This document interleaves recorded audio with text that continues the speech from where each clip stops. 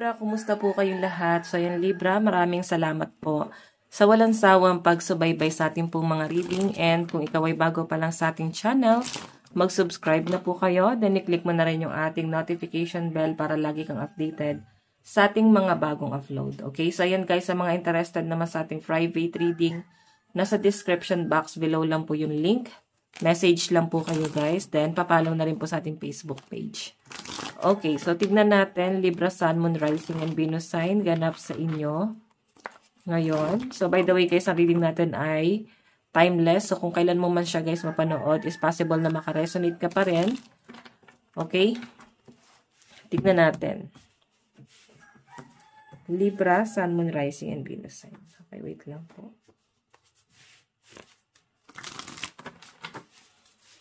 Libra, Sun, Moon, Rising, and Venus sign.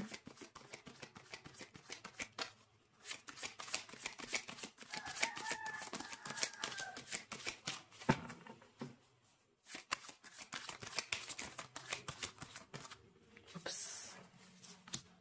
Stop. Okay, mamaya natin ito buksan. So, ang sinasabi lang dito guys, so, Libra, parang sinasabi dito na parang ihinto mo na yung pag-overthink mo sa past, no? Nakikita ko guys na pwedeng maging depression siya sa inyo, or yung iba sa inyo nandun ka na sa parang parang namimiss mo siguro yung dating buhay mo. Sobrang layo na kasi niya sa ngayon, no? Pwede kasi na yung iba sa inyo nagkaroon ng ups and downs sa buhay. So, sinasabi rito na challenge to para sa inyo, or lesson na parang ano yung dapat mo matutunan dyan sa bagay na yan, kung bakit ka nandyan sa sitwasyon na yan.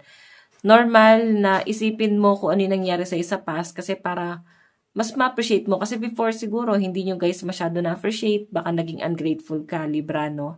So, meron tayong pride. Ayan, may nakikita ko rito na parang yes, parang medyo naging mataas na rin yung pride. Ngayon, pwedeng, ano ba, naging choosy na ba? Ano ba? Sinasabi lang dito na maging down to earth pa rin, Libra. Kahit ano man yung nararanasan mo sa buhay mo, kailangan parang mag-adjust ka.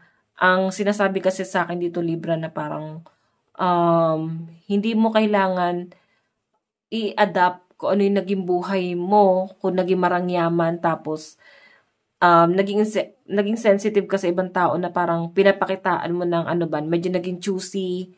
Parang kailangan mo siyang baguhin, Libra, no? Ayan, no? Okay? Kasi hindi mo siya kailangan ngayon. Hindi mo kailangan magpataasan ng pride. Hindi mo kailangan medyo social. Face the reality na kailangan mo ng tulong ngayon. Kailangan mo ng tulong niya. Kailangan mo ng tulong ng taong to. Huwag natin, guys, masyadong taasan. Maging mapagkumbaba pa rin, guys. Okay? So, pwede kasi napapaisip yung ibang Libra sa inyo na parang ano ba nangyayari? Bakit medyo nagkakaroon ng ups and downs sa buhay ngayon? Ang sinasabi lang kasi dyan, Libra, na kaya nagkakaroon ng ups and down is meron kang lesson. Kailangan mong maranasan yung challenge na to. Kasi may bagay kang hindi na-appreciate. Siguro. Okay? Titingnan pa natin. Kasi kaya ako nasabi, ito yung bottom of the deck mo, Lost. Diba? Tinitignan mo yung mga bagay na nawala na sa inyo. Na parang before, nandun ka, hindi mo siya gano'n na-appreciate. Namimiss mo yung malaking pagbabago nangyari sa buhay mo. Lalo na sa isang tao, no? Kung may nagbabago na sa person mo, guys, hindi na siya yung person na kilala mo. Binago na siya, guys, ng panahon. Binago na siya, guys, ng pagsubok sa kanya ng buhay. Ganun, yung pinapakita sa akin dito. Parang mas naging mas malakas pa siya sa inyo, guys. Tignan pa natin.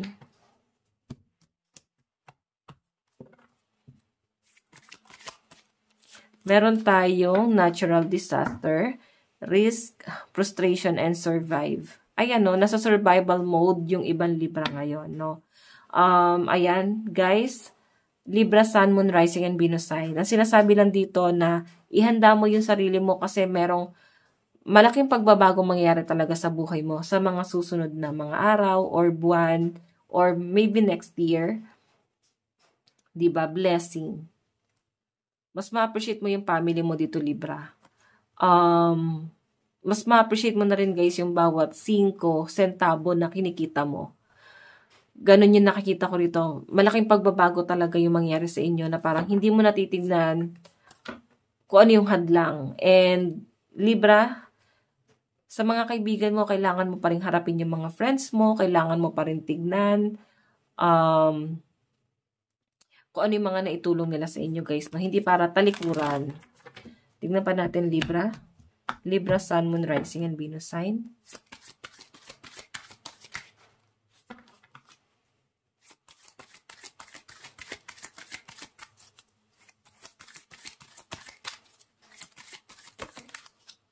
Okay, so meron tayong protest. Nakikita ko dito guys na parang meron kang meron kang ipagtatanggol or ipagtatanggol mo yung sarili mo. No? Ipagtatanggol mo yung rights mo. Kasi wala namang gagawa sa inyo nito eh.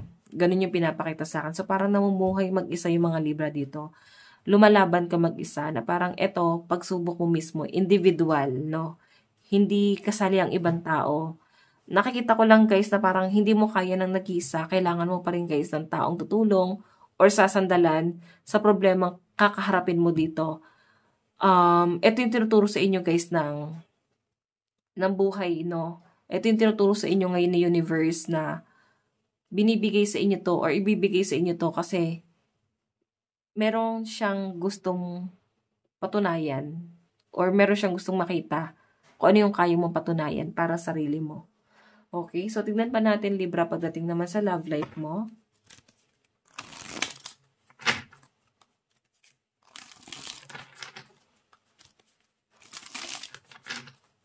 Libra, pagdating naman sa love life mo.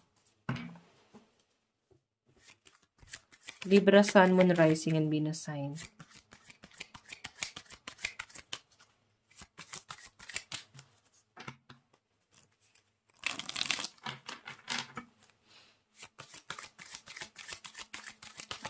Oops. Meron tayong the producer. Ayan. So, Libra yung pinapakita sa akin dito pagdating sa love life mo is parang isa tong malaking palabas. Parang ganon. Parang inobserbahan or inoobserbahan mo yung partner mo.